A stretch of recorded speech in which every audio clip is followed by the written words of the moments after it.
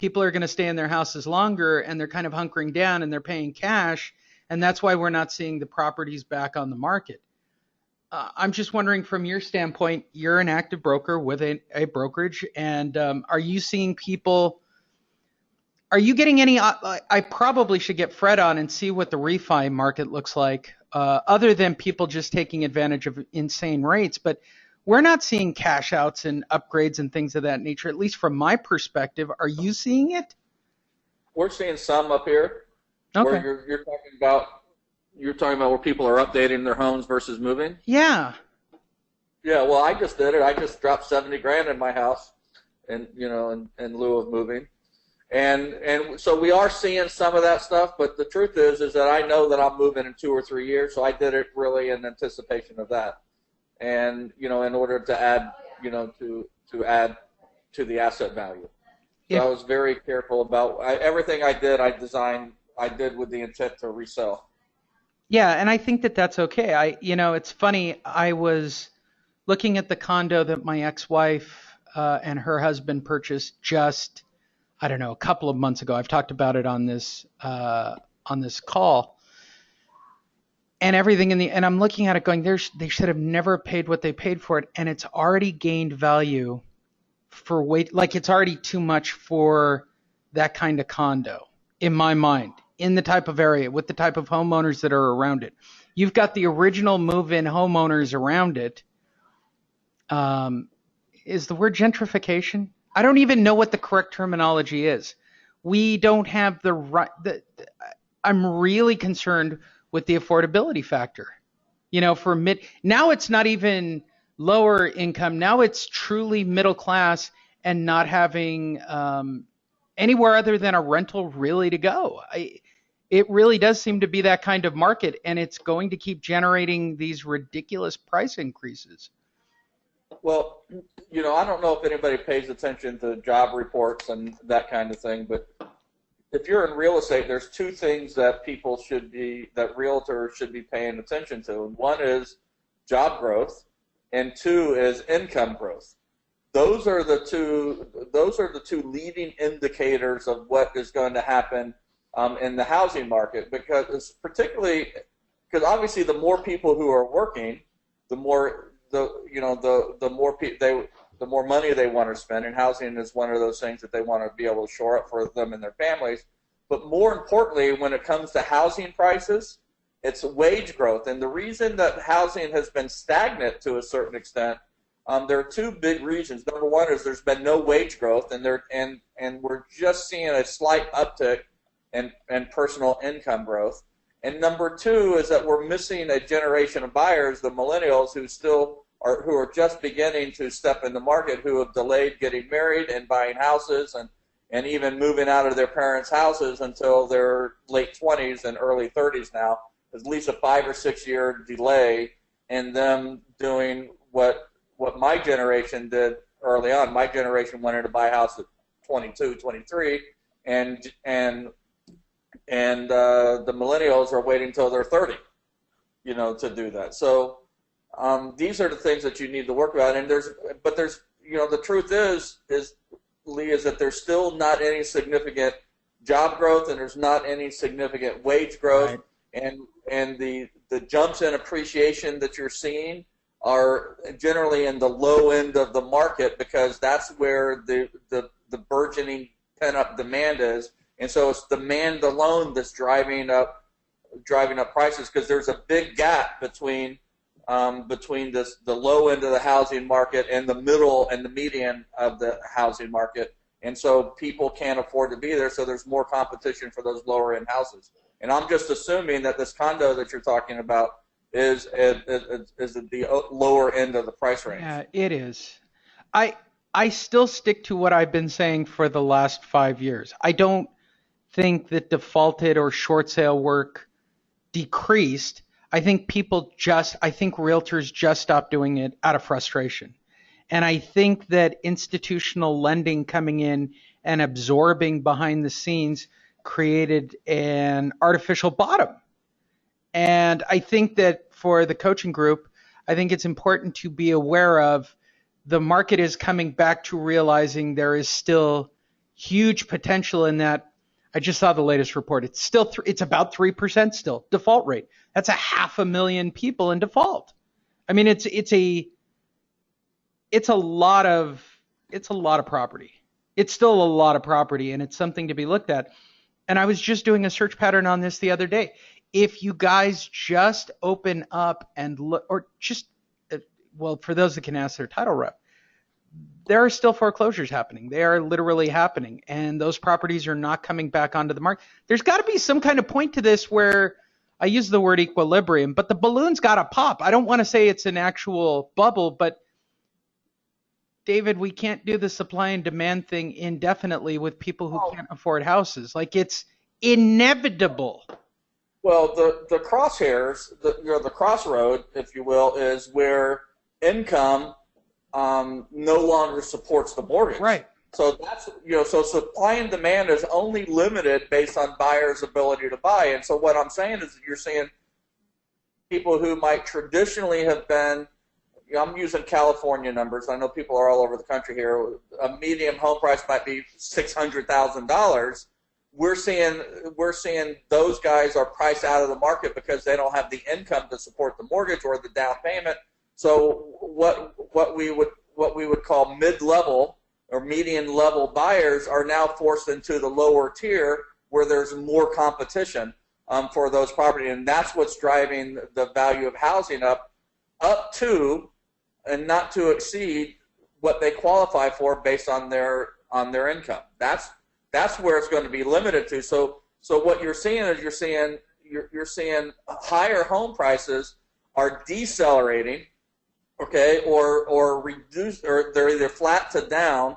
We're seeing the middle market maybe flat to slightly up, and then we're seeing the low end of the market we're seeing much quicker appreciation in those properties because that's where the greatest demand is. And I see that in my properties now, where I see the amount of traffic that I get for a $400,000 or $500,000 property and the number of offers I get versus $1 million property. I mean, in the same weekend, I can do an open house for $1 million property and get 6 or 8 people, and do an open house for a $1 million or $500,000 property and get 40 people. So if that gives you some idea, and then I might get 9 or 10 offers on the $500,000 property, and I might be 3 or 4 months to get an offer on the $1 million property. Last question. There are 3.3 million HELOCs starting to adjust. Are these properties that are going to find their way onto the market, or are these people not going to be willing to give up? And is it a data point that we should be looking into immediately? I mean, you and I have been talking about this for a long time. And we're here. That's where the opportunity is. I mean, that's the next big wave. We're already seeing that. I'm probably working 20% of the short sales we're working now are first full payoffs and second lien foreclosures now. Yeah. And that is going to accelerate into, this is just the leading edge. 2017, we've been saying for a long time, is the year of the second lien foreclosure. And so what's happened is that these guys have sat on their hands, and they've waited and they've waited and they've waited and they've waited, and they've been checking the value every single month, and bam, bam, bam. Now you're going to see them exercising their right to collect via foreclosure, and they're going to force people out of their house. The good news is second lien negotiations are much easier than senior lien negotiations. Those happen to be our favorite kind of short sale to negotiate right now. But you're going to see a lot of them, and people are going to panic. And what we're seeing a lot of right now is people who modified a first loan but could never get a modification on their second loan, and the second lien holder is now foreclosing on them, and they avoided foreclosure by getting a loan mod on the first, but the seconds aren't playing loan mod games, and they're just pay up or get out. That's where they are. Yeah, I completely agree. Let's take a few questions and let you get out of here and back to your busy day, because you have a far busier day than me. All right, let's see what the questions look like today. Starting off from brand new individual Oscar Dixon. Hello, I just started using the system. I target NODs and probates. I use the probate case number for tracking. Will the call center know the difference? You have to tell the difference to them, Oscar. So you got to have if you're going to have two different scripts, you got to give them a unique identifier on each of the tags. So you can certainly do NODs and probates with the monster. No problem at all. Just make sure to put a unique identifier on both. And instead of NODs, I might recommend that you use NOSs. Just call me crazy. I'm a big auction fan first, then go to NODs. Richard Galloway, I just read the book, The Big Short, and I understood it. I would like to believe that it is David and I's education and constant hammering on the topic of watching and or reading that book, how important it is to those of us who work in the defaulted field. Pete Sanchez, he is the VIP today, David. Pete has gotten an outstanding number of appointments, and he's getting listings. One of the things I've been doing when I meet homeowners and building rapport, I found out something cool about them and then send them a personalized send-out card. Brilliant idea. With pictures of what they told me. Brilliant idea. For example, if I see a lot of San Diego Chargers fans flags outside, I'll send them a personalized thank you card with Charger pictures on the front of the card.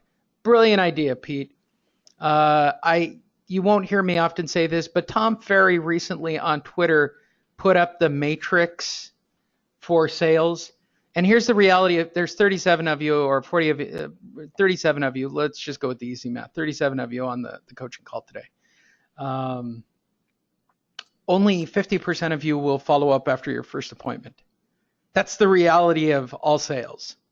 And that's the biggest problem why you guys aren't converting with the monster, except for Randy Kishore, who's on the call, and he follows up for everybody 5 extra times. There you go, Randy. Don't think I don't notice you there. Let's see. Don Ross, what kind of cost do you use for the bank to foreclose on a property? Does it cost them $20,000, $30,000, $40,000? Oh, no, it doesn't work that way, Donald. Wouldn't that be nice if it was just a simple flat fee? So, David, is there an infamous bank calculator to your knowledge? Sorry, that's really Donald's question. Is it a flat fee or is it a bank calculator? I will tell you firsthand because I've got 2 of them, including mine that I wrote for IndyMac / Countrywide / the one they used at B of A for a while. The math that I used came from somebody else, but there's a formula to it. It's a whacked out wackadoodle formula, but it's not a flat fee. What are you using, David?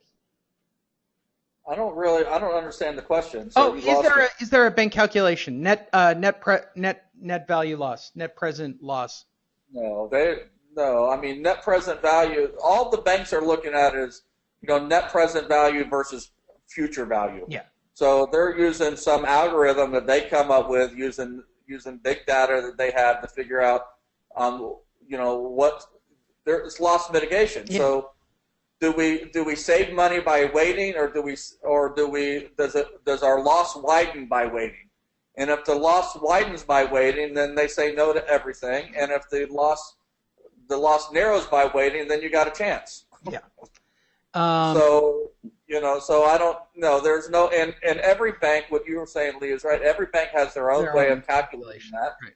And then, and the calculations could vary widely as to whether or not the bank, the servicer owns the loan or doesn't own the loan. Right. And, so they're just trying to, what do we make now if we foreclose? What do we make tomorrow if we foreclose? What do we make if we do a loan modification today? What's the likelihood of redefault? And they do it on it's a simple input. It's a simple input, and you use, because I'm familiar with the process, having done it a few thousand times. The other thing that we're not talking about is taking an appraisal value based on the market and whatever that particular area is increasing, same way they did for construction loans, right? So the way they figure out what a house will be worth a year from today is they'll use something called OFIA data, which is the percentage for a particular market. and they'll multiply that and they'll figure out what it'll be worth in a year. So if I take a property right now, I'm still not going to be able to close for 6 months plus or minus. So I don't need to know the value today. I need to know the value 6 months from today. You calculate that into a spreadsheet. The dumb, simple word to it, Donald, is calling it a bank calculator.